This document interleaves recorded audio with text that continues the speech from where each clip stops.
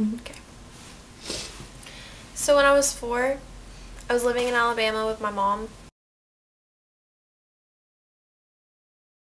And there was a really bad storm on Christmas. And we were all sitting around the tree and we were opening presents and stuff. And my mom was like, well, maybe we should turn on the weather station so we'll know what's going on. So she turned on the weather station, and the first thing we saw across the screen was tornado warning. So my mom, who has a huge fear of tornadoes, which she passed on to me, freaked out, and she was like, okay, we've all got to get into the storm cellar, you know, because obviously we didn't want to be there when the tornado got there. So we were all in the storm cellar, and it had a really small window. It was like this big, maybe, and it was like big enough that like you could see out, but nothing really harmful could get in. So we sat there for about 20 minutes, and then as we were sitting there, we heard something coming towards us. And you always hear on TV how people are like, yeah, tornadoes sound like trains. Well, they really do.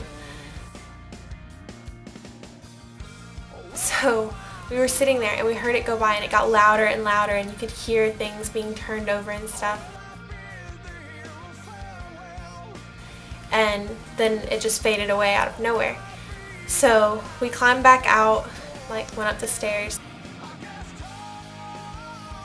And when we got up, there's a car flipped and trees ripped out of the ground. I've never seen something so destructive in my entire life. It was so scary.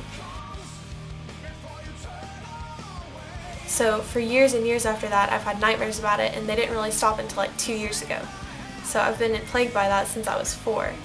And you see that happen so often. When people are affected by tornadoes, it's like they never really get past it. It's a fear that you always have.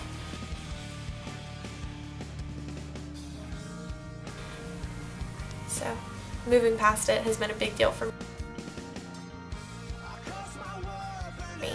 And I would never wish that on anyone else.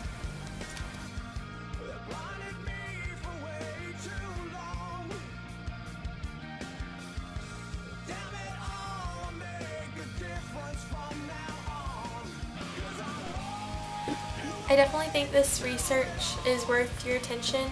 It's definitely worth your money and your passion too, because we're passionate about getting people out of the way of tornadoes, and you should be too.